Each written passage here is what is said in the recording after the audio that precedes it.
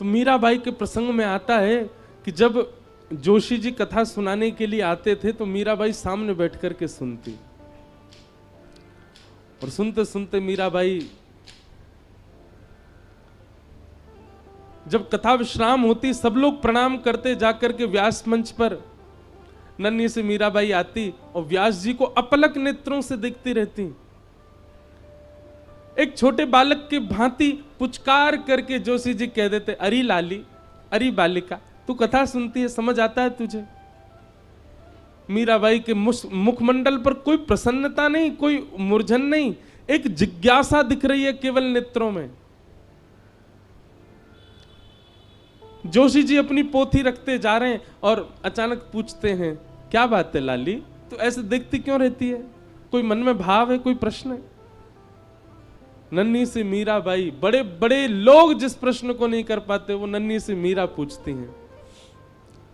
आप जिनकी कथा सुनाते हैं, आप जिनके भाव व्यास मंच पर बैठ करके कहते हैं, कभी आप उनको चतुर्भुज रूप में बताते हैं, कभी आप उनको शेषनाग पर पौड़े नाथ के रूप में बताते हैं, कभी आप ब्रह्मादि देव उनकी स्तुति कर रहे हैं ऐसा बताते हैं, कभी वो ब्रज के गोपाल बनकर के गैया चरा रहे हैं ऐसा बताते हैं। यह तो स्पष्ट हो गया कि वो एक ही हैं, उनके विलास अलग अलग हैं। लेकिन मेरा बस एक ही प्रश्न है, ये गोपाल जी मुझे कब मिलेंगे? चिंतन उसका किया जाता है, चरित्र उसका सुना जाता है जिससे मिलना निश्चित हो। अरे घर में यदि किसी की बहुत प्रशंसा की जा रही है, किसी परिवार के बालक की, तो बाकी बालकों के मन में भाव आता है कि कभी कोई उत्सव में वो बालक आएगा तो हम मिलेंगे। हमारे दादा दादी माता पिता सब उसकी बड़ी प्रशंसा करते हैं। आप नित्य आकर के यहां कथा सुनाते हैं, क्या आप मुझे यह बता सकते हैं जिनका चरित्र लीला आप वर्णन करते हो वो मुझे मिलेंगे? नन्ही सी मीराबाई के प्रश्न को सुनकर के जोशी जी स्तब्ध हो गए। बाल भाव से देख रहे हैं, पर मीराबाई के नेत्रों में प्राप्ति की जो प्यास है वो जोशी जी को स्पष्ट दिख रही है। जोशी जी ने मीराबाई के सिर पर हाथ फेर करके कहा, लाली, गुरु जीवन में आएंगे और वही तुमको ठाकुर जी के पास ले जाएंगे, वही तुमको ठाकुर जी दिलाएंगे। प्रतीक्षा करती रही, यह भी पूछा कब आएंगे गुरु, कोई समय निश्चित है उनका? बंधुओं, मैं अपनी कथा में एक बात स्पष्ट करके कह दूं आपसे, बहुत ध्यानपूर्वक सुनिएगा। वक्ता हजार हैं, वाणियां हजार हैं, लच्छेदार वाणियां अद्भुत हैं, पर आपके गुरु वही हैं जिनकी उपस्थिति, जिनका दर्शन, जिनके पथ से आपके चित्त में कृष्ण प्रेम पहले से अधिक बढ़ जाए, जिनकी उपस्थिति से, जिनकी वाणी से, जिनके कथन से, जिनके वचनों से मैं हर कथा में कहता हूं व्यास प्रिय लग रहा है, यह उचित नहीं है। अरे हम बिचौलियां हैं, हम प्रिय नहीं लगने चाहिए। हमारे संकीर्तन करते हैं चित्र विचित्र महाराज, जब ठाकुर जी का यश गाते हैं तो ये प्रिय नहीं लगने चाहिए, इनके भावसों कुंज बिहारी प्रिय लगने चाहिए। पूनम दीदी जब नेत्र बंद करके गाती है तब श्री जी प्रिय लगनी चाहिए, ललिता विशाखा बरसाना प्रिय लगना चाहिए। गुरु वही है जिसकी उपस्थिति से आपको ठाकुर जी और प्रिय लगने लग जाए, ठाकुर जी और स्पष्ट होने लग जाएं।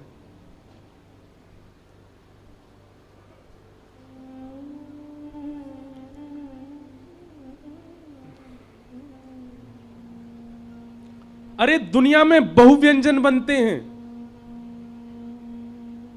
कहीं इटालियन बन रहा है, कहीं मैक्सिकन बन रहा है, कहीं पर साउथ इंडियन बन रहा है, कुछ बन रहा है, पर भोजन वो उचित जो आपके भूख को मिटाता हो। और कई बार नहीं, हर बार वह भोजन मां के हाथ की सामान्य रोटी और दाल ही होती है। भोजन अति विशिष्ट नहीं चाहिए, भूख मिटनी चाहिए। गुरु वह है जो, गुरु वही जो हरि सो मिलावे, गुरु वही जो हरि की राह दिखा दे, और गुरु वही जो सब छड़ वृंदावन बसा दे, वही गुरु है। और क्षमा कीजिएगा, ऐसे गुरु आपके ढूंढने से नहीं मिलेंगे, ऐसे गुरु आपको ढूंढेंगे, उनकी वाणी आपको ढूंढेगी। और कैसे ढूंढेगी? निद्रा हो, सुसुप्ति हो, स्वप्न हो, स्नान हो, खान हो, चलना हो, डोलना हो, हंसना हो, रोना हो, हर स्थिति में उस गुरु के कोई वाक्य गूंजते रहेंगे चित्त में। उन गुरु का चिंतन आता रहेगा पुनश्च पुनः आपके चित्त में। घर में विवाह का प्रसंग है, सब नाच रहे हैं, गा रहे हैं, पर आपके चित्त में एक क्षण के लिए इस सब प्रसंग के बीच में भी आपके गुरु का उनका स्मरण हो गया, जिनसे आप वृंदावन मिलके आए थे। उनका स्मरण हो गया, जिनकी बैठे बैठे आपने कथा सुन ली थी। रात्रि स्वप्न में या निद्रा में उनकी स्मृति हो रही है, जिनके वचनामृत सुनकर के आप अपनी तन की स्थिति भूल गए थे। घर में अत्यंत शोक का समय है, सब व्याकुल चिंतित हैं, पर उस बीच में भी उनके कोई वाक्य आपको याद आ गए और आप उसमें भी वही गुरु हैं। हमारे पूज्य पूनम दीदी के गुरुदेव सन्मुख विराज रहे हैं। महाराज जी, आपको बार बार धन्यवाद। आपके श्री चरणन में बार बार प्रणाम करें सब लोग। आपकी कृपा से हमारे व्रज धाम को अखंड पूर्णिमा प्राप्त भई।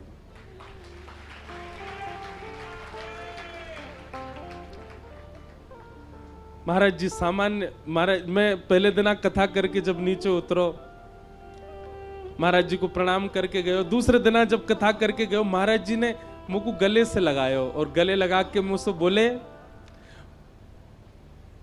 मुझे दक्षिणा दे दी महाराज जी ने।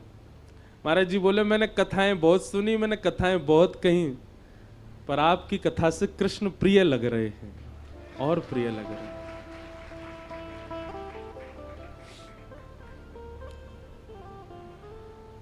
मेरो तो पहली बारी महाराज जी के दर्शन को सौभाग्य प्राप्त भयो।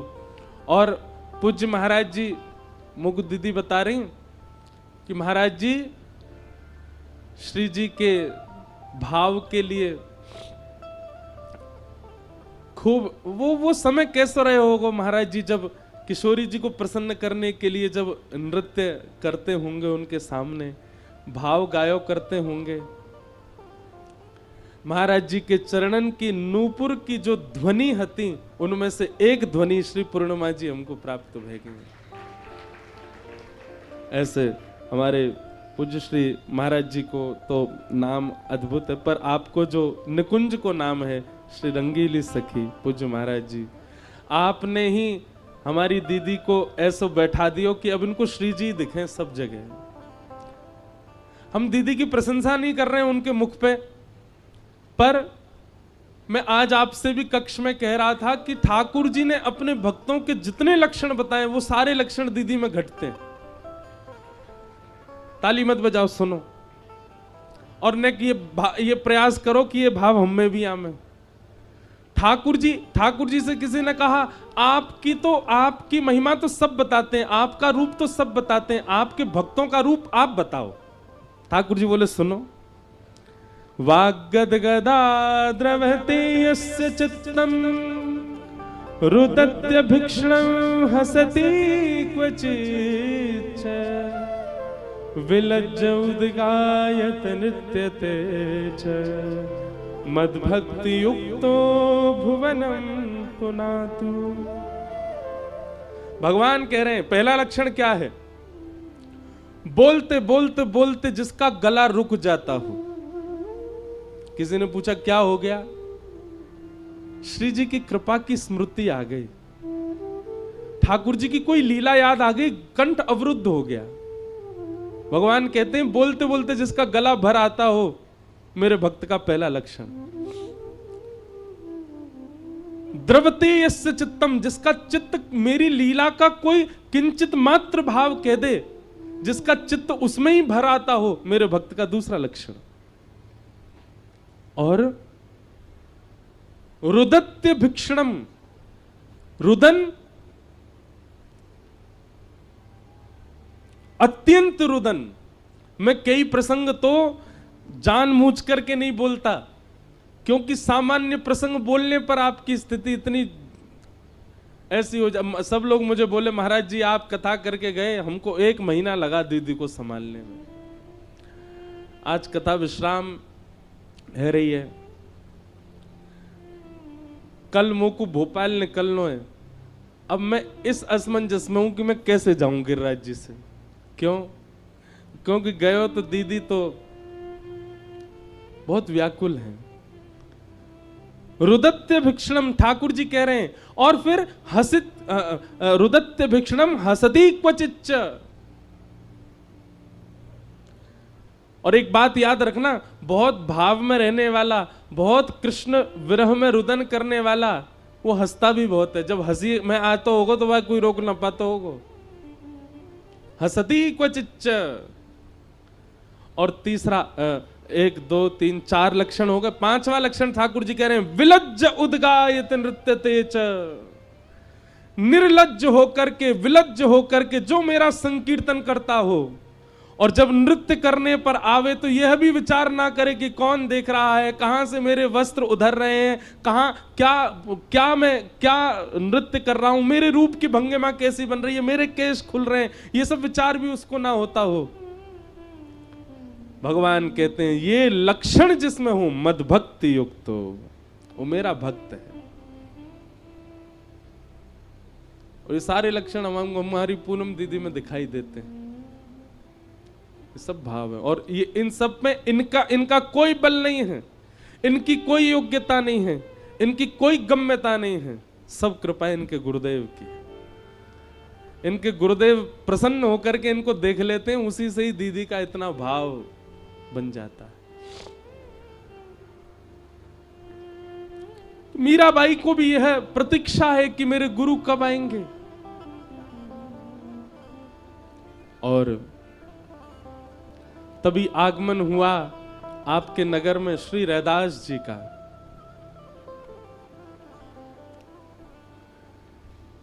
प्रवचन कर रहे हैं व्यास मंच पर बैठ करके, और बगल में जैसे कल गिरधर लाल जी बैठे थे, ऐसे ही एक आसन के ऊपर उनके श्री ठाकुर जी गिरधर गोपाल बैठे हैं।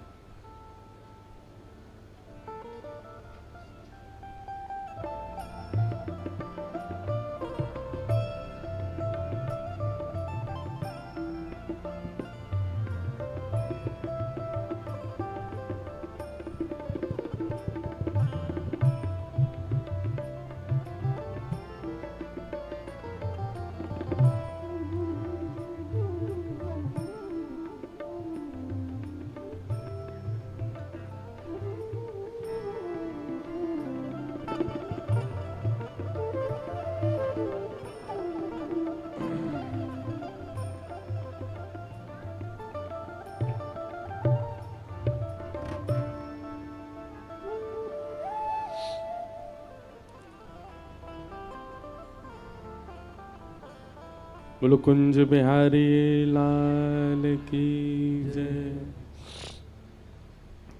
परम सौभाग्य है आज जटेरी धाम के पूज्य महाराज जी हम आप सबके मध्य में विराज रहे हैं। पूर्व में गिरिराज जी में कथा हुई तो महाराज जी उसमें पधारे और महाराज जी ने ऐसी अद्भुत रुद्र वीणा से पूरी कथा को आनंदित किया। आज पूज्य महाराज जी पुनः पधारे, आपके श्री चरणों में बारंबार प्रणाम। ले मीरा है गिरधर तेरा। यहाँ मीराबाई के गुरुजी पधारे हैं और तभी व्यास मंच पर पूज्य महाराज जी पधारे हैं। देखो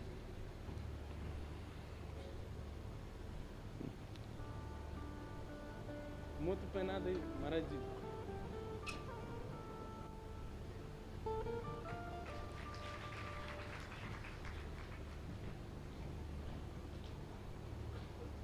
हमारी ललिता जी है ना, निकुंज में ललिता जी जिनके अवतार हमारे स्वामी श्री हरदास जी महाराज हुए। किशोरी जी की सखीन में ललिता जी बड़ी भोरी हैं, बहुत सीधी। किशोरी जी से वो ज्यादा भोरी हैं।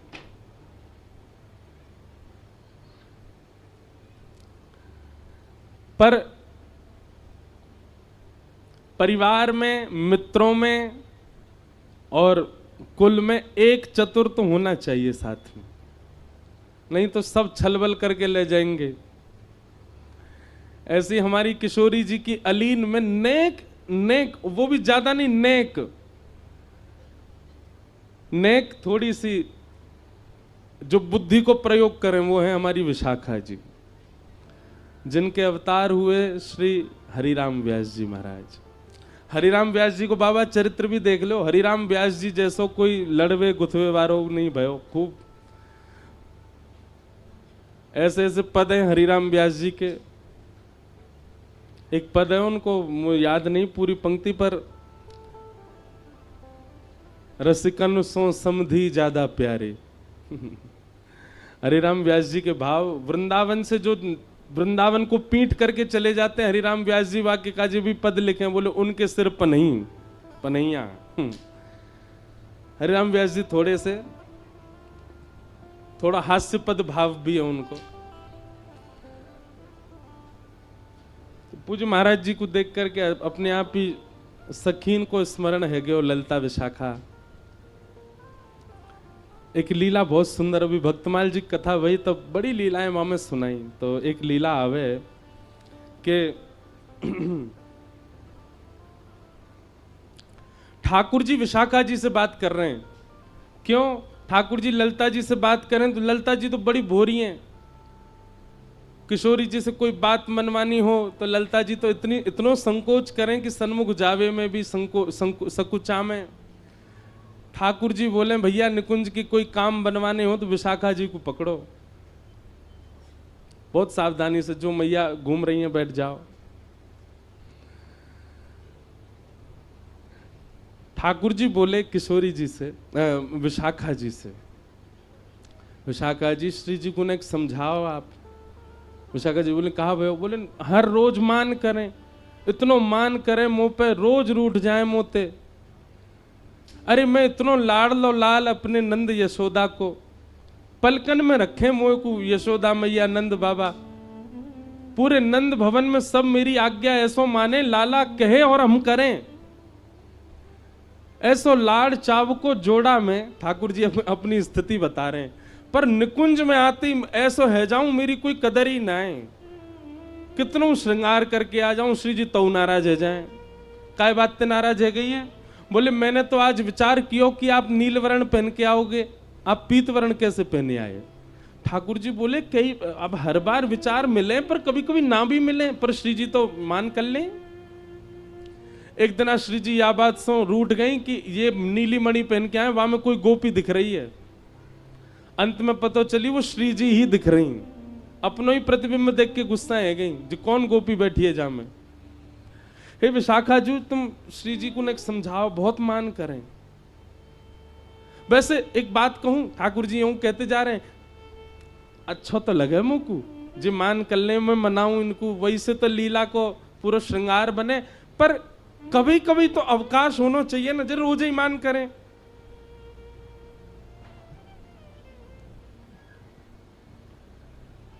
विशाखा जी बोली ठीक है, तो हम कछु करेंगी। वो ठीक है।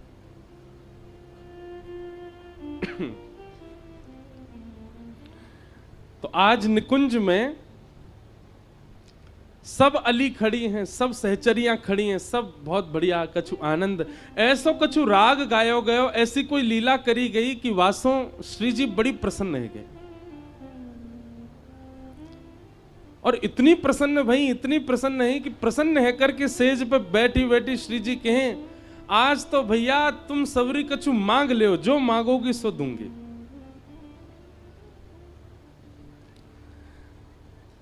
श्री जी की पहली बार ऐसी स्थिति ना है। श्री जी तो कभी भी ये कहते कछु मांग लो, पर सखीन को स्वभाव है कि वो श्री जी से कभी कछु याचना ना करें, बस एक ही याचना करें कि सदा अपने श्री चरण कमले में किशोरी मोहे अपनी से कर लीजिए। हे श्यामा जी, आप बस अपनी बना के रख लो, यही हमारी कामना, और हमें कुछ नहीं चाहिए। ललता आदि सब सखियां ने आकर के प्रणाम करी, बोले हे श्यामा जी आप सदा राजी रहो, यही चाहिए। कोई कह रही आप सदा प्रसन्न रहो, यही चाहिए। आपके जितने आरते सब मुंह पे आ जाएं, यही चाहिए। आप सदा निकुंज में विराजमान रहो, ऐसे ही प्रसन्न बढ़ते रहो, आपको मोद प्रमोद नित्य प्रति बढ़ते रहो, यही चाहिए। विशाखा जी की बारी आई। विशाखा जी सामने आकर के बैठ गए। मांगो विशाखा, कहा चाहिए? बोले मांग लो। बोले हाँ। मुकरोगी तो नहीं? बोले नहीं। बोले वचन दो, जो मांगूंगी सो दोगी। श्री जी बोले देंगे। बोले आपके बगल में जो श्याम सुंदर बैठे हैं, इनको हाथ पकड़ करके मेरे हाथ में दे दो, और ये सदा के लिए मेरे है जाएं, ऐसी कृपा मुंह पे कर दो। ये बात सुनकर के निकुंज की जितनी सखियां सब आश्चर्य में पड़ गईं, सब विशाखा जी को देखने लगी। ललता जी कहने लगी, अरे जी तू कहा कह रही? बोले आज बोलन दो मुक्कू, हर बार मैंने आप सबन की बात मानी, हर बार श्री जी के सामने नतमस्तक रही हूं, पर आज मैं अपने हृदय को उद्गार प्रकट कर रही हूं।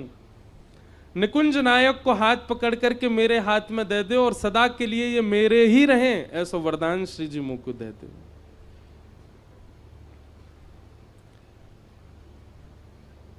श्री जी स्तब्ध हो गए, तुरंत अपने आसन से खड़ी है गई, और बगल में विराज रहे श्याम सुंदर भी अपना हाथ खींच रहे हैं, और विशाखा जी से कहने, अरे विशाखा जी ये सब करवे की थोड़ी कही मैंने, जी कहा कर रही हो आप? विशाखा जी बोली तुम शांत रहो, तुम्हारी बात नहीं जी, मैं अपने मन के भाव कह रही हूं। किशोरी जी ने तुरंत हाथ पकड़ करके विशाखा जी के हाथ में दे दियो, और विशाखा जी को उठा करके निकुंज के सिंहासन पर बिठा दियो, और स्वयं चमर लेकर के डुराने लगी। क्यों? निकुंज नायक के बगल में जो उनकी बैठे वही निकुंज की नायिका है।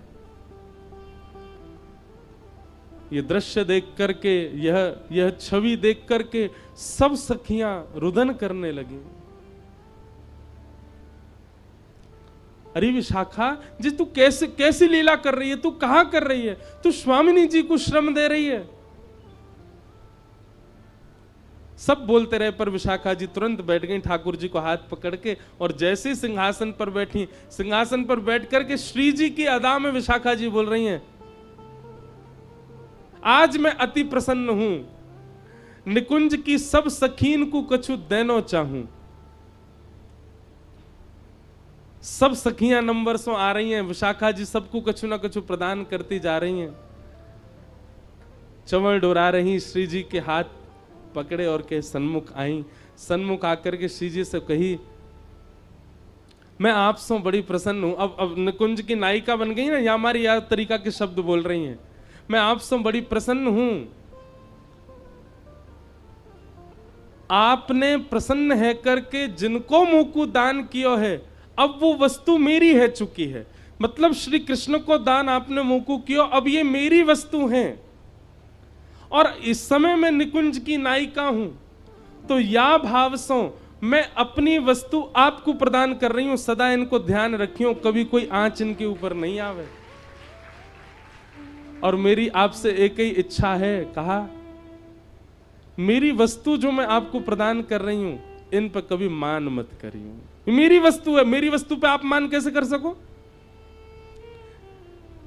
विशाखा जी चाहती तो सीधी किशोरी जी से प्रार्थना कर लेती कि आप ठाकुर जी पे मान मत करो, पर ये विशाखा जी ने ऐसी लीला करी कि सिंहासन पे बैठ के ठाकुर जी अपने कर ली, और अपने करके अब किशोरी जी से कह रही हैं, अब मैं अपनी वस्तु आपको दे रही हूं, तो दूसरे की वस्तु पे मान करने को अधिकार नहीं है।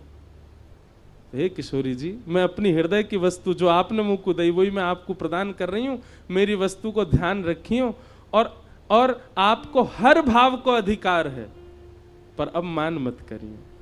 मेरी वस्तु पर मान मत करियो। काउदना मुझको पता नहीं चल जाए कि श्याम सुंदर आज रूठे बैठे। किशोरी जी ने विशाखा जी को हृदय से लगा लियो। इतने में ही देखे सिंहासन पर ठाकुर जी कहाँ गए, नीचे देखी तो पौड़े हुए चरणन में।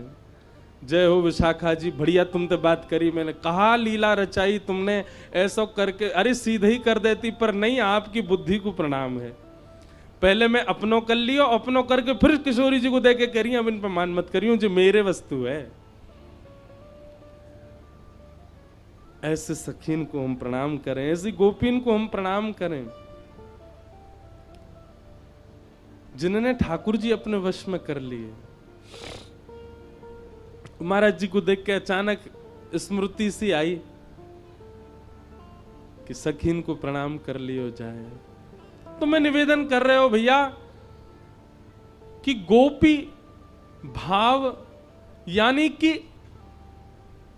वह प्रेम की स्थिति, जिस प्रेम की स्थिति की गम्यता में हम विचार भी नहीं कर सकते, वह प्रदान करने की सामर्थ्य ना ही किसी यज्ञ में है, ना ही किसी तप में है, ना ही किसी जप में है, ना ही ब्रजवास में है, ना ही दुनिया भर के सब क्रियाकलापों में है। वह गोपी प्रेम भाव देने की क्षमता केवल और केवल गुरु कृपा में है। गुरु कृपा यदि कर दें तो वह हो सकता है। आप कहेंगे गोपियों के कौन गुरु हैं? साक्षात श्री किशोरी जी। किशोरी जी की कृपा से गोपियों को श्री कृष्ण प्राप्त हुए हैं। बिना, कल कथा में श्रवण कर रहे थे रासपंच अध्याय में, अंतर ध्यान हो गए ठाकुर जी। तो बिना गुरु के ठाकुर जी मिलेंगे तो अंतर ध्यान ही रह जाएंगे। तब गुरु शरण में जानो पड़ेगा और गुरु कृपा करके कछु ऐसा करवाएंगे, कछु ऐसी योजना बनाएंगे। अरे गुरु सामान्य से सामान्य नियम बता दे, वाकु भी अपने सिरोधार्य करके पालन करो। किशोरी जी की कृपा से गोपीन को ठाकुर जी प्राप्त भये। रैदास आए और आकर के कथा श्रवण करा रहे थे। मीराबाई सामने बैठ करके श्रवण कर रही हैं और तभी दृष्टि पड़ी बगल में विराज रहे ठाकुर जी के ऊपर। गिरधर छवि देख करके एक भुजा ऊंची, दूसरी भुजा कटिभाग पर, नीचे नेत्र हैं और नाग दमन, इंद्र दमन, देव दमन, 3 दमन ठाकुर जी हैं श्री श्रीनाथ जी। और इस छवि को जब देखा, मीराबाई के नेत्र बंद हो गए। कथा में बैठे बैठे मानो पूर्ण स्मृति उनके हृदय में जागृत हो गई। सब ब्रजवासी 56 भोग बना रहे हैं, अपनी अपनी बैलगाड़ी में धारण करके गिरिराज जी पर लेकर के जा रहे हैं। और इन्हीं ब्रजवासी में एक गोपी माधवी भी जा रही है। ठाकुर जी के दर्शन की लालसा चित्त में उत्पन्न हो गई है। इंद्र ने मेघमालान की वर्षा करके ऐसी मूसलाधार बारिश करी कि श्री ठाकुर जी ने अपनी दोनों भुजाओं से गिरिराज जी उठा करके अपने बाम हस्त की कन्या उंगली पर धारण कर लिए। त्रिभंग लली श्याम सुंदर गिरिराज धारण करके खड़े हैं। लाखों ब्रजवासी चारों ओर खड़े हैं छड़ी लगा करके। तभी माधवी के मन में भाव आयो कि मैं दर्शन तो करूं या गिरधर छवि को। जैसे ही सन्मुख गई हैं, नेत्रों में पानी आ गया, ओझल हो गए। ठाकुर जी दिखाई नहीं दे रहे मीराबाई को, माधवी को। ये सब मीराबाई को चिंतन हो रहा है। और चिंतन करती करती सामने बैठी हुई नन्ही सी मीरा रुदन कर रही है। रोते विलखते गई है ठाकुर जी के पास। मुझे आप दिख नहीं रहे हो नाथ, आपकी आकृति अनुभव हो रही है पर आपका रूप दिख नहीं रहा है, कृपा करो मुझे दिखाइए ना आपका रूप। ठाकुर जी बोले, माधवी प्रतीक्षा कर, एक युग की प्रतीक्षा कर। गिर पड़ी माधवी धड़ाम। बोले, 1 वर्ष, 1 महीना, 1 हफ्ता, 1 घंटा, 1 दिन की प्रतीक्षा दी जाती है नाथ, 1 युग की प्रतीक्षा कौन देता है?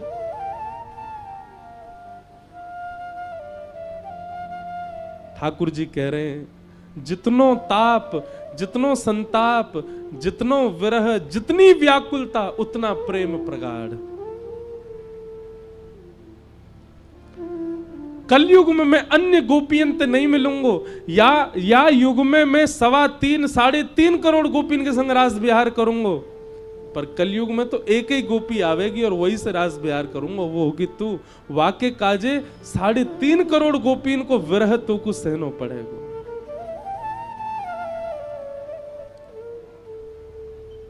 और व्याकुल रहती रहती माधवी एक युग प्रतीक्षा करके अब मीरा बन के आई हैं। और आज जैसे ही वह स्वरूप देखा, स्मृति आ गई। ठाकुर जी ने पहले ही संकेत किया था, संत के माध्यम से, गुरु के माध्यम से तेरे जीवन में आऊंगा मैं। मेरे रूप को देखते ही तो पूर्व जन्म की सबरी स्मृति है जाएंगी। दौड़ करके गई मीरा, देख नहीं रही है रैदास जी को, बस चरण पकड़ रही है, देख वहीं रही है ठाकुर जी की ओर, और कह रही है, नाथ ये मेरे गोपाल जी हैं, ये मेरे ठाकुर जी हैं।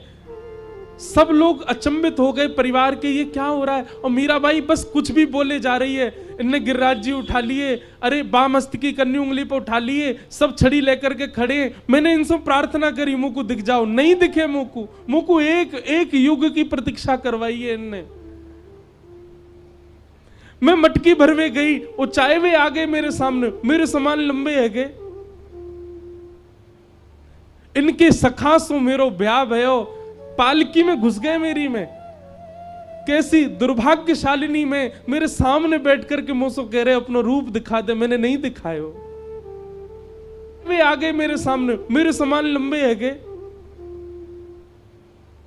इनके सखासों मेरो ब्याह भयो, पालकी में घुस गए मेरी में। कैसी दुर्भाग्यशालिनी में मेरे सामने बैठ करके मुझसे कह रहे अपना रूप दिखा दे, मैंने नहीं दिखाए हो। बहुत वर्षन की प्रतीक्षा के बाद मेरे जीवन में आए हैं। आपसे आज्ञा लेना चाहूं, इनको मुकु दे दो।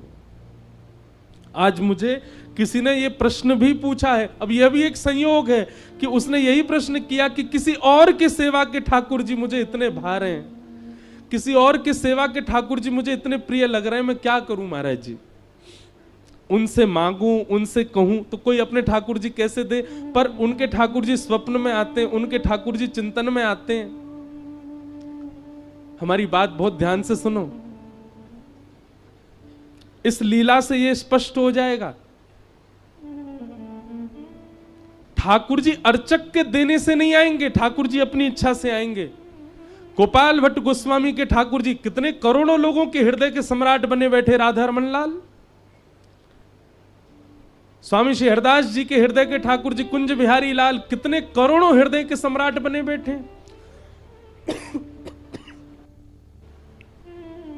और किसी के अर्चना के ठाकुर जी आपके स्वप्न में आ रहे हैं, तो अब आपको और क्या चाहिए।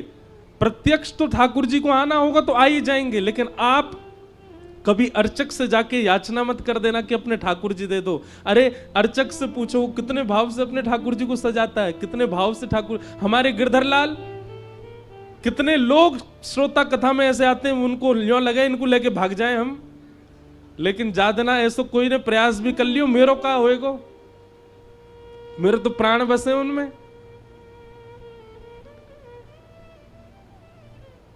मीराबाई के चरित्र में सुनो क्या हुआ। यहां रैदास जी रो रहे हैं, अरे कोई या कुछ संभालो, बालिका को जी कहा कह रही है, मेरे गोपाल जी को यूं कह रही है मेरे हैं। मीराबाई प्रार्थना कर रही है, बोले नाथ मैं आपसे लड़ना ना चाहूं, झगड़ना, आपसे छीनना ही रही हूं, पर इनके वचन को आपको बता रही हूं। इनने मुझसे कही कि जो मेरे पास आएंगे, आपके माध्यम से आए हैं। इतने संत आए, इतने संतन के ठाकुर जी मेरे यहां आए, पर कोई के ठाकुर को देख करके मुझ को ये स्मृतियां नहीं आई जो आपके ठाकुर को देख के आई है। लेकिन कोई अपनी अर्चक कैसे दे देगा। हृदय से लगा करके रैदास जी तो कक्ष में चले गए। मीराबाई बाहर खड़े होकर के संकल्प लेती है, बोले रैदास जी का दोष नहीं है, मेरे गुरु की कोई दोष नहीं है। कन्हैया अब तुम्हारी इच्छा जाननी है, यदि वास्तव में आप मुझसे प्रेम करते हैं तो आप मेरे पास आएंगे, और केवल 3 दिन का समय दे रही हूं। 3 दिन में आप आ गए तो मान जाऊंगी कि आप मुझसे प्रेम करते थे, आपका जो वचन था वो सत्य था, और 3 दिन में यदि आप नहीं आए तो फिर जो होगा वो मुझे स्वीकार है। अगर मेरे प्राण भी निकल जाएं तो मुझे स्वीकार है।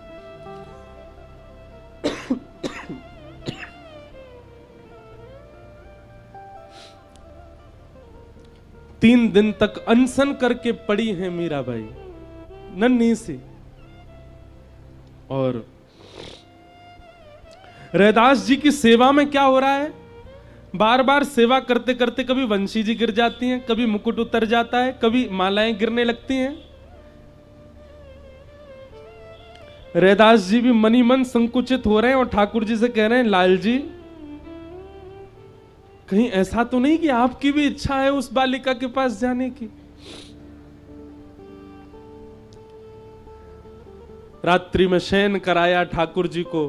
ठाकुर जी स्वप्न में प्रकट हो गए रैदास जी के और प्रकट होकर के कहते हैं, बोले बाबा आपकी सेवा से मैं बड़ा प्रसन्न हूं, पर अब प्रत्यक्ष सेवा की मेरी इच्छा मीराबाई से है। आप कृपा करेंगे तो या विश्व को या जगत को एक प्रेम की ध्वजा प्राप्त होगी। रही बात आपकी तो मैं आपके चित्त में सदा रहूंगा। जब जब नेत्र बंद करोगे तब तब मेरा प्रत्यक्ष दर्शन करोगे। पर अभी मैं आपसे चाहूं कि आप अपनी सेवा अब मीरा को प्रदान करो। बहुत रोए रैदास, ठाकुर जी के चरणों में बिलक बिलक करके रोए, नाथ मुझसे कोई त्रुटि भई हो तो क्षमा करो। और अपने ठाकुर जी को हृदय से लगा के इतने वर्षों से कर रहे सेवा, निकल दिए मीराबाई के पास। अचेत अवस्था में पड़ी है मीराबाई, अन्न जल त्याग करके पड़ी हैं। और तब अपने ठाकुर जी ले जा करके मीराबाई के कक्ष में गाया, ले मीरा है गिरधर तेरा, ले मीरा है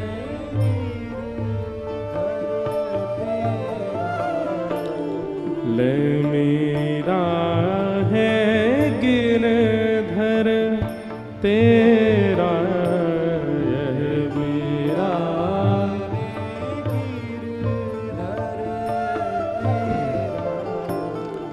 ले मीरा है गिरधर तेरा।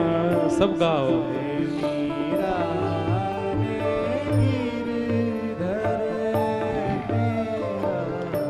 सेवा पूर्ण भई अब मेरी, सेवा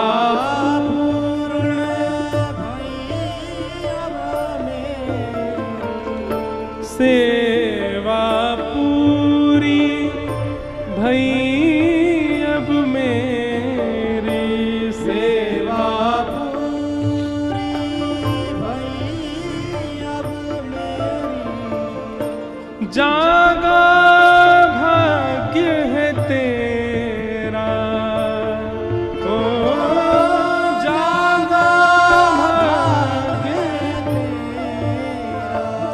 बेटी, ले मीरा है गिरधर तेरा, ले मीरा है गिरधर तेरा।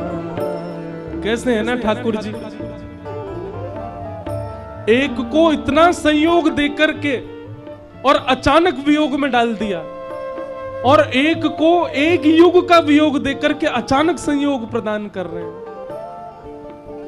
इसीलिए तो प्रणय गीत में गोपियां कहती है, मैवं विभोर हति भवान गति तुम नृशंसम संत्यज्य सर्व विषयां स्तव पाद मूलम। नाथ आप नहीं समझ पाओगे भक्त कितनी पीड़ा में जाकर के आपको प्राप्त करता है।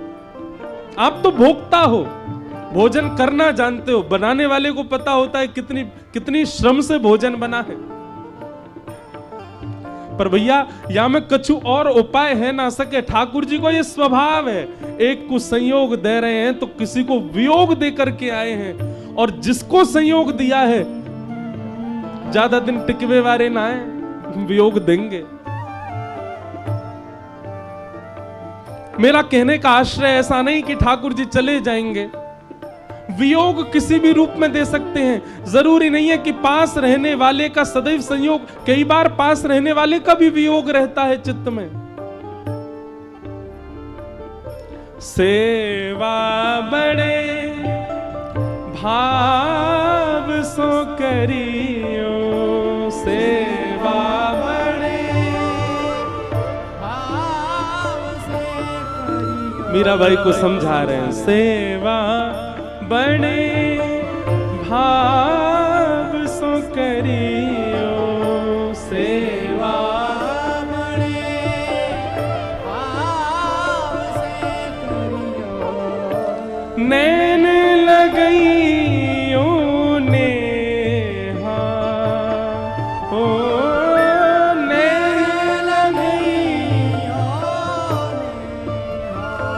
बेटी मेरा है गिरधर तेरा, ये मेरा है गिरधर, ले मेरा है गिरधर तेरा, ले मेरा मेरा रे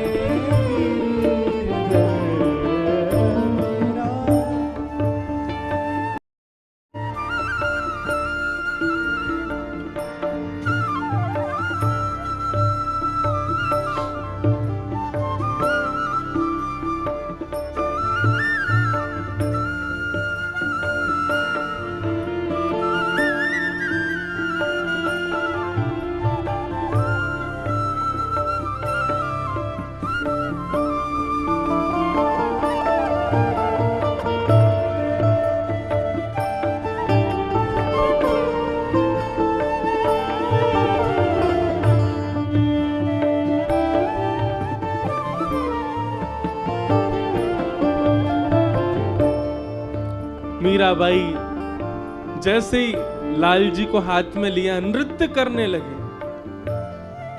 एक ही कक्ष में, एक ही छत के नीचे संयोग वियोग एक साथ दिखाई दे रहे हैं। मीराबाई नाच रही है और श्री रैदास जी बस अपने नेत्र बंद करके अविरल अश्रुधार बहा रहे हैं, रुदन कर रहे हैं। तभी मीराबाई को थोड़ा मन में भाव उत्पन्न हुआ, संभालने के लिए गई थोड़ा उनके पास में, बोले बाबा आप इतनो रो मत, आप इतने व्याकुल मत हो, मैं सह लूंगी विरह वेदना, मैं पीड़ा सह लूंगी, पर आप ऐसे मत रहो।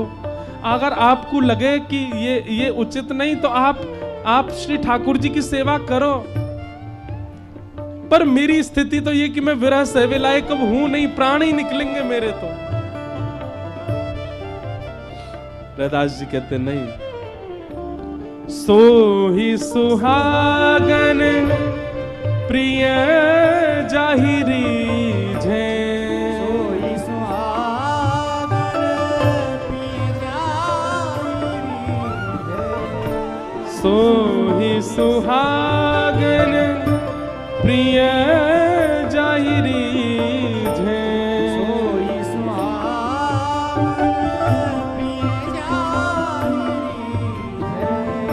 कैसा तेरा मेरा हो, कैसा तेरा मेरा। लाली ये तेरे और मेरे नहीं है, इनके और उनके नहीं है, ये तेरे मेरे इनके उनके नहीं है, ये वाक्य हैं, ये जा से रीझ गए हों, ये जासों प्रसन्न है जाएं, ये वाक्य हैं, तेरे मेरे की कोई बात नहीं है लाली। सो ही सुहागन प्रिय जाहिरी झे, सो ही सुहागन प्रिय जाहिरी झे,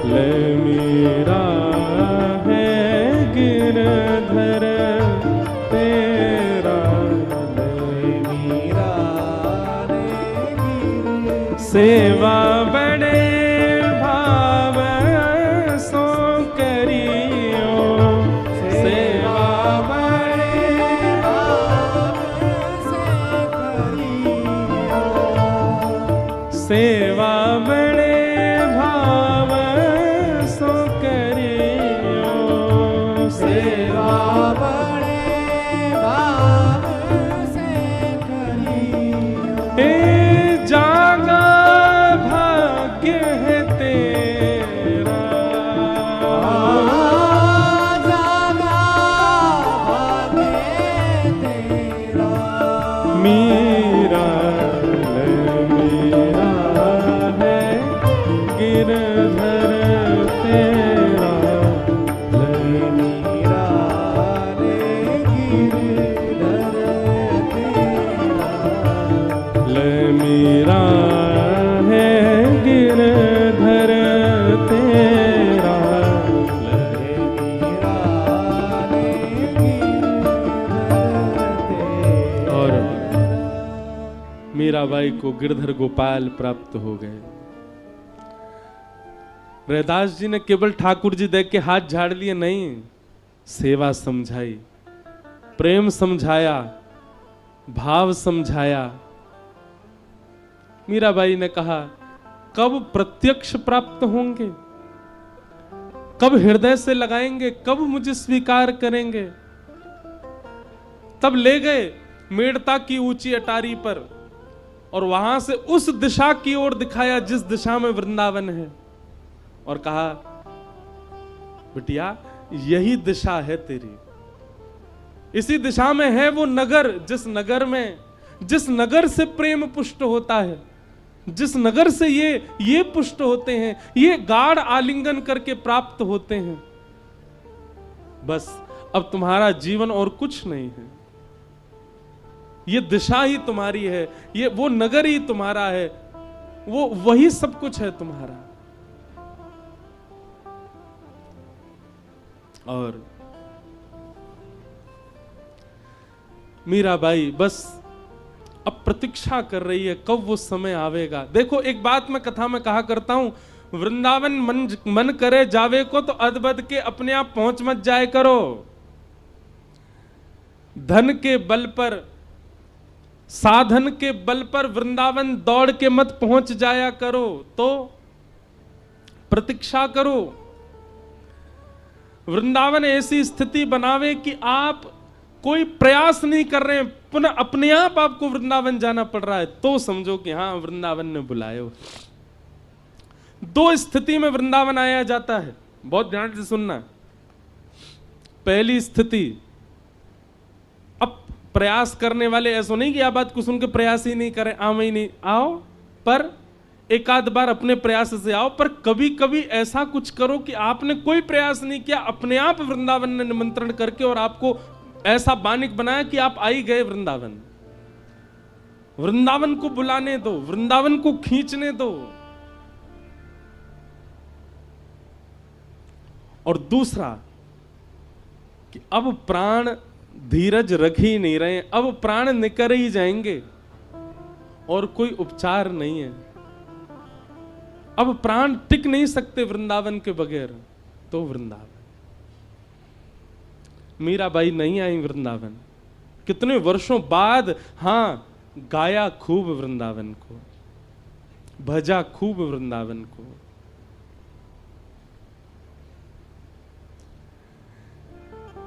मीराबाई ने गुरुदेव से पूछा कि मुझे बहुत स्मृति होती है, बहुत याद आती है श्याम सुंदर की, गिरधर गोपाल की, मैं क्या किया करूं।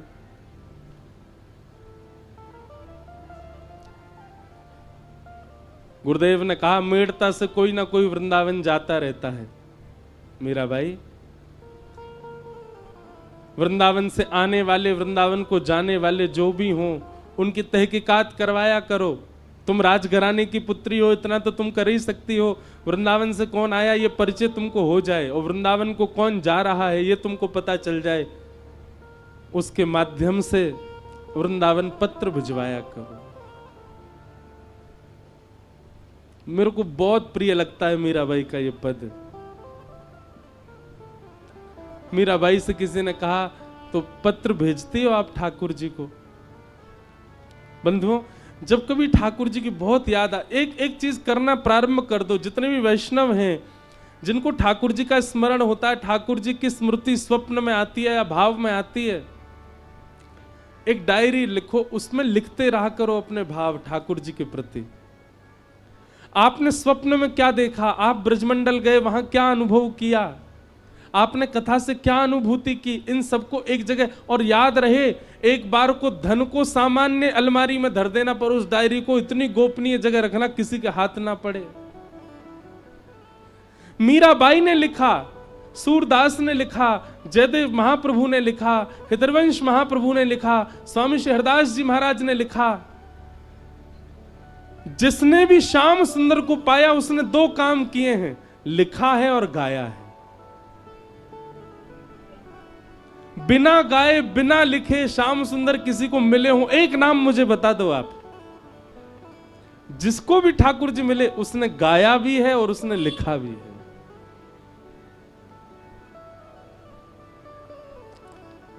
मीराबाई कहती है, गुरुदेव आज्ञा तो करके गए थे कि वृंदावन को पत्र लिखा करो, पर मेरी तो स्थिति बड़ी भयावह हो गई है।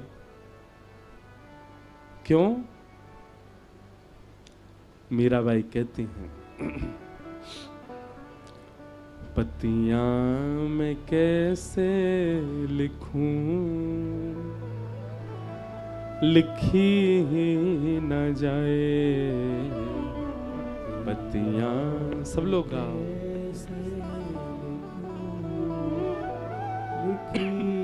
आज भाव तो नहीं था मेरा, मैं तो वेणु गीत पर बोलने का मन करके आया था, पर पता नहीं क्यों यहाँ बैठते ही पुनः याद आ गई कि आज मीराबाई का जन्मोत्सव है। अपने आप मीराबाई प्रकट होती जा रही हैं। हमारे पूज्य नाना जी कहते थे, लाला व्यास मंच पे बैठ के सहज भाव से कोई की याद आ जाए, समझ जाइए वो कथा में आए हैं, वो कथा में विराज रहे। आज शरद पूर्णिमा पे मीराबाई कहाँ हैं? बोले कहाँ हैं? कहीं और नहीं है, मेड़ता में नहीं है, मेवाड़ में नहीं है, नाथ द्वार में नहीं है, चित्तौड़गढ़ में नहीं है, कहाँ है? गौरांगी रसकुंज में बैठी है मीराबाई, वो कथा श्रवण कर रही है। पतियां मैं कैसे लिखूं, लिखी ही न जाए। पतियां, गाओ सब लोग। कैसे लिखूं, लिखी न जाए। क्यों नहीं लिख पाती आप? कलम धरत मेरो कर कांपत है, धरत मेरो कर कांपत है। कलम धरत मेरो कर कांपत है।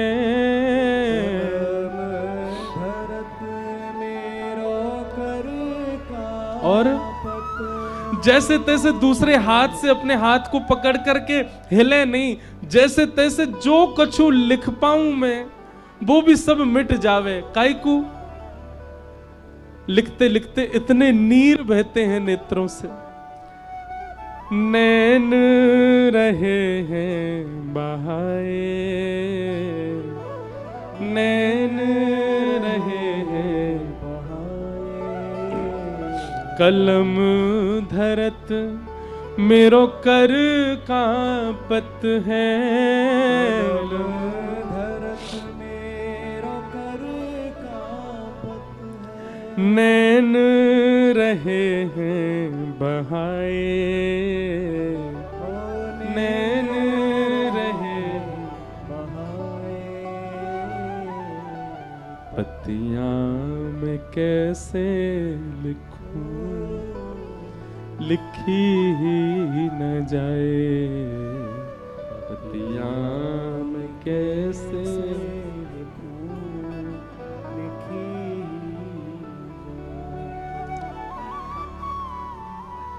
और एक भाव और है मीराबाई का, पता है? वृंदावन से आने वाला और वृंदावन को जाने वाला जो भी आता था मेड़ता में, मीराबाई उसको एक ही नाम से पुकारती थी, क्या? अरे मारा उद्धव आ गया, मेरा उद्धव आ गया, मेरे उद्धव जी आ गए। अपना पत्र लेकर के जाती, पत्र में कुछ भी नहीं लिखा है, सब ऐसे स्याही पे जल डाल दो पूरा फैल जाता, ऐसे पत्र होते थे मीराबाई के। एक बार किसी ने कहा, बोले मीराबाई आपके पत्र हम वृंदावन ले तो जाते, उसमें कुछ समझ तो आता नहीं है।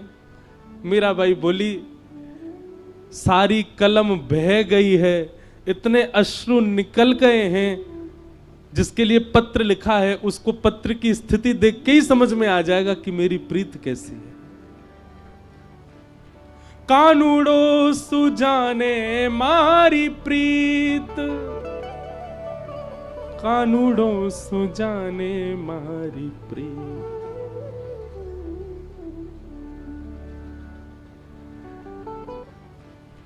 कानूड़ो सुजाने मारी प्रीत,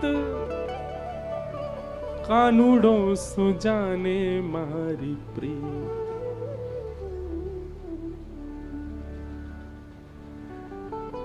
मीराबाई पत्र देती और क्या कहती है, हमारी विपत उद्धव देखी जात है, हमारी विपद उद्धव देखी जात है। उद्धव, अगर पत्र में कुछ नहीं भी लिखा गया है ढंग से, तो मेरी स्थिति तो तुम देख रहे हो ना।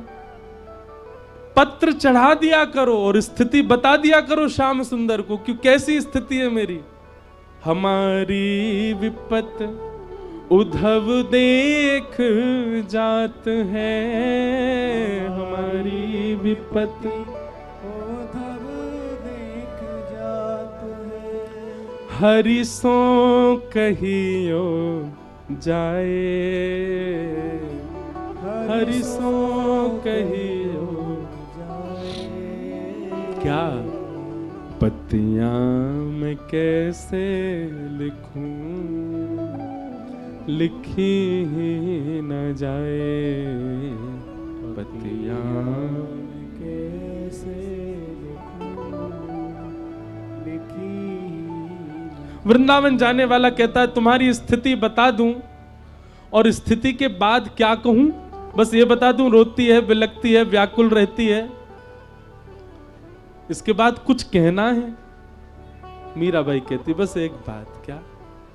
मीरा कहे प्रभु गिरधर नागर, मीरा कहे प्रभु गिरधर नागर, मीरा कहे प्रभु गिरधर नागर, मीरा कहे प्रभु गिरधर। बस एक बात, चरण कमल रहु छाए, चरण कमल रहु छाए। सीधी बात है, नहीं रहना अब कहीं और, प्राण हमारा वहां बसत, प्राण हमारा वहां बसत है। यहाँ तो खाली खो, यहाँ तो खाली खो। मात पिता परिवार सोई है, मात पिता परिवार सोई है, मात पिता जीवन आधार वही है, मात पिता जीवन आधार वही है।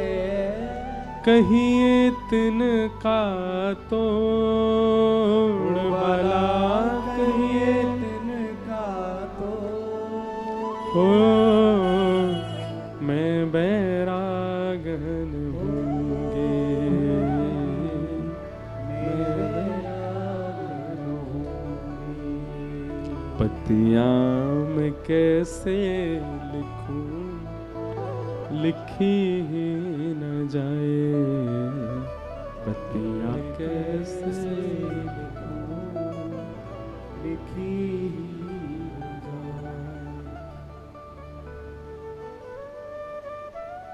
एक दिन पूरे मेड़ता में ढोल बज रहे थे, नगाड़े बज रहे थे, शहनाइयां बज रही थी, घर में नए नए मिष्ठान बनाए जा रहे थे। मीराबाई अपने ठाकुर की सेवा करके जब देखती हैं चारों ओर इतनी साज सज्जे सजावट चल रही है, किसी से पूछती हैं क्या हो रहा है। तब किसी ने कहा, अरे मीरा, राजस्थान के सबसे बड़े राजघराने की बहू बनने जा रही हो तुम। मेवाड़ के राजा राजभोज आज तुम्हें देखने के लिए आ रहे हैं। बहुत रोई मीराबाई, अपनी मां से मना किया, पिताजी से मना किया, परिवार वालों से मना किया। मैं केवल गिरधर की हूं, आप मेरी स्थिति समझिए। मैं संसार के सामान्य संबंधों में नहीं बंध सकती। संसार के संबंध जिस लिए होते हैं वो मुझसे नहीं हो पाएंगे, मैं उसके लिए नहीं हूं। आप गलत करेंगे, मेरे साथ नहीं, मेरे साथ कुछ गलत नहीं होगा, मेरे साथ तो ठाकुर जी हैं, पर गलत होगा उस व्यक्ति के साथ जिससे आप मेरा विवाह करेंगे। वो जिस आश से मुझे ब्याहना चाहते हैं वो आशा मैं पूरी नहीं कर सकती। वो परिवार जिस आश से एक बहू को लाना चाहता है वो सब क्रिया मेरे से संभव नहीं होंगी। पर कोई नहीं समझ रहा है मीराबाई को। राजा भोज के साथ वार्ता हुई मीराबाई। मीराबाई ने सब स्पष्ट कर दिया, क्षमा करें पर मेरा परिवार नहीं मान रहा है, पर मैं आपके लायक नहीं हूं। जो एक सामान्य कन्या के गुण होते हैं वो मुझ में नहीं है। एक पत्नी व्रत पातिव्रता धर्म क्या होता है ये मैं नहीं कर पाऊंगी। मैं पत्नी व्रता पातिव्रत हूं, पर गिरधर की, मैं सामान्य किसी व्यक्ति की नहीं हो सकती। क्षमा करें आप मुझे। बंधुओं, राजा भोज की जो बात है ना वो बहुत सुंदर है। थोड़ी देर मौन रहे, मीराबाई को देखते रहे और देखते देखते उन्होंने कहा, मैं आपको एक बात कहना चाहता हूं। हाँ, प्रसंग ऐसा आता है कि मीराबाई ने कहा, आप जाकर के सबको मना कर दीजिएगा कि ये संबंध आपको स्वीकार नहीं है। राजा भोज बोले ठीक है। जैसे ही सब के मध्य में गए, मीराबाई सुन रही थी ये मना कर देंगे, पर राजा भोज ने जाकर के सबसे कह दिया, मेरी बात हो गई मीरा से, उनकी सारी शर्तें मुझे मंजूर हैं और मैं उनसे विवाह करने को तैयार हूं। मीराबाई सुनकर के स्तब्ध हो गई, ये कैसे व्यक्ति अपने पैर पे अपने आप कुल्हाड़ी मार रहे हैं। मीराबाई ने फिर कहा, मैं आपसे कुछ चर्चा करना चाहती हूं। कहा, मैं आपको सब सत्य बता चुकी हूं, फिर भी आपको विवाह करना है। तब राजा भोज कहते हैं, जैसे आप संसारी संबंध में मेरे साथ नहीं रहना चाहती, मैं भी इस नाते से आपको नहीं स्वीकार कर रहा हूं, तो फिर आपने विवाह के लिए क्यों कह दिया। भोजराज कहते हैं, हमारे मेवाड़ में एक से एक राजा आते हैं, एक से एक योद्धा आते हैं, एक से एक विरक्त आते हैं, एक से एक सन्यासी आते हैं, पर हमारे मेवाड़ में आज तक किसी भक्त के चरण नहीं पड़े। अगर मीराबाई आ जाएगी तो हमारा मेवाड़ पवित्र हो जाएगा। आपके चरण पड़ने से हमारा द्वार घर पवित्र होगा, इसलिए आप चलो। मुझे आपकी सब बातें मंजूर हैं, पर इसी बहाने सही आप स्वीकार करो। मीराबाई ने कोई उत्तर नहीं दिया, चली गई वहां से। बस उसी दिन से विरह व्याकुलता बढ़ने लगी। नित्य अपने ठाकुर जी से कहती हैं, घर के लोग नहीं मानेंगे, सब मेरा जबरदस्ती ब्याह कर देंगे, आप आओ ना।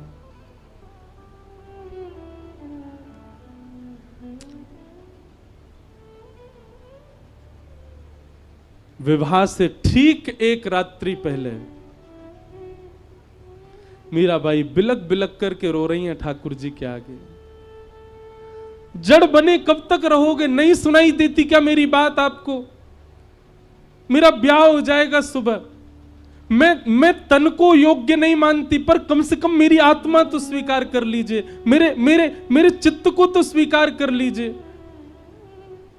देह इस संसार का है, संसार के लोग इससे कुछ भी करें, इसका विवाह कर दें, इसके साथ जो चाहे वो मुझे देह की चिंता नहीं, पर कम से कम मेरी चेतना को तो स्वीकार करो माधव।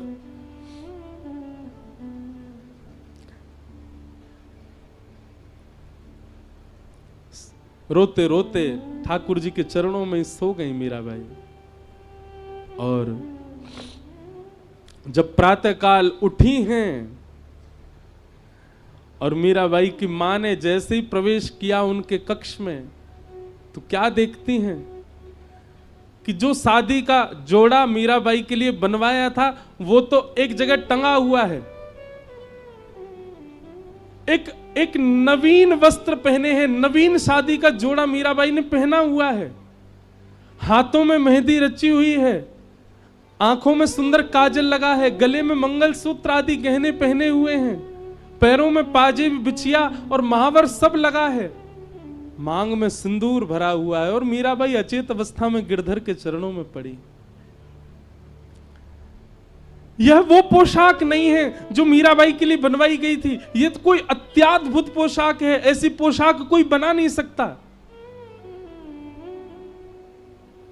चेतना में लाया मीराबाई को उनकी मां ने और कहा, मीरा तू कहां गई थी, ये क्या करके आई है, ये कैसा श्रृंगार किया, तेरे मांग में सिंदूर किसने भरा, तेरे हाथ किसने रच दिए, ये पांव में पाजेब किसने पहना दी, ये बिछिया कब पहन कर, और ये जोड़ा कहां से पहन करके आई है।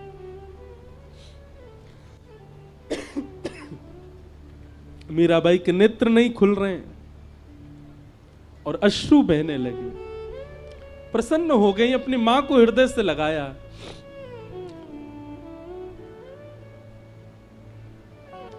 माई माई सपनानु वरना दीनानाथ दीनानाथ।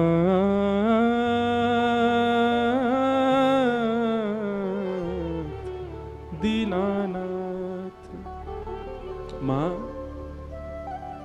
कल मेरा विवाह हो गया,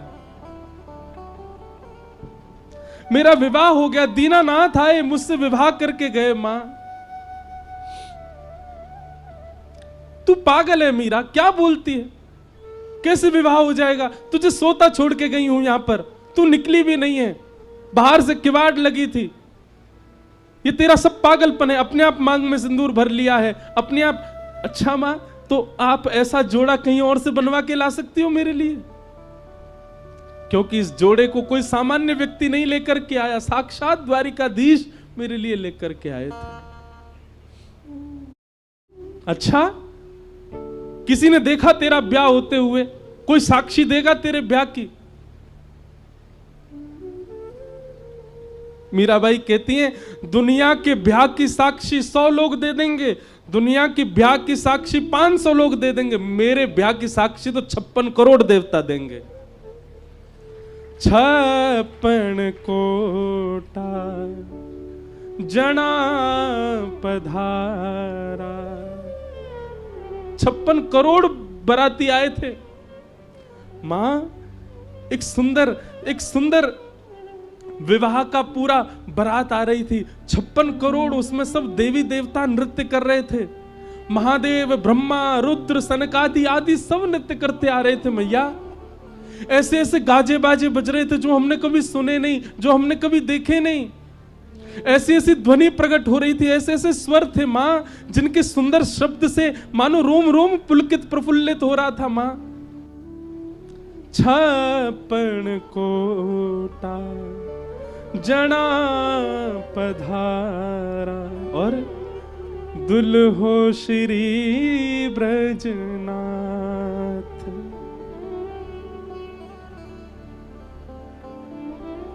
एक तो इतने प्यारे श्याम सुंदर, ऊपर से कल दुल्हा बन के आए। मां, क्या छवि, क्या रूप, क्या श्रृंगार,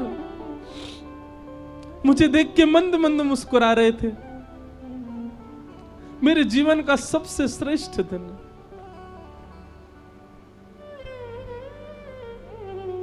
छप्पन कोटा जड़ा पधारया दुल्हो श्री ब्रजनाथ। माई माई सपनानु वरना दीनानाथ दीनानाथ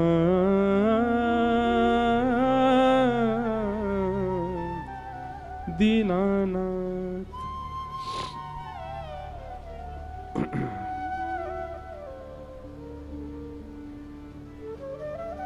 मीराबाई का विवाह तो हो चुका है, लेकिन माँ ने चरणों में प्रणाम किया और प्रणाम करके बोली हमारी लाज बचा ले मीरा।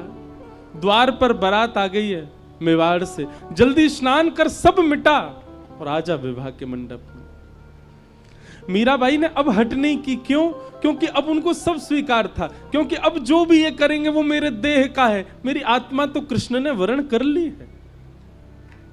आज मीराबाई को वो प्राप्त हो गया जिसके लिए वो एक युग से प्रतीक्षा कर रही थी। और मीराबाई ने ब्याह किया, अपने माता पिता की प्रसन्नता के लिए ब्याह किया। और फिर विवाह करके पूरी लीला सब मीराबाई की मेवाड़ में हुई। वहां पर भी कई प्रसंग प्रकल्प मीराबाई के सब बताए सुनाए जाते हैं।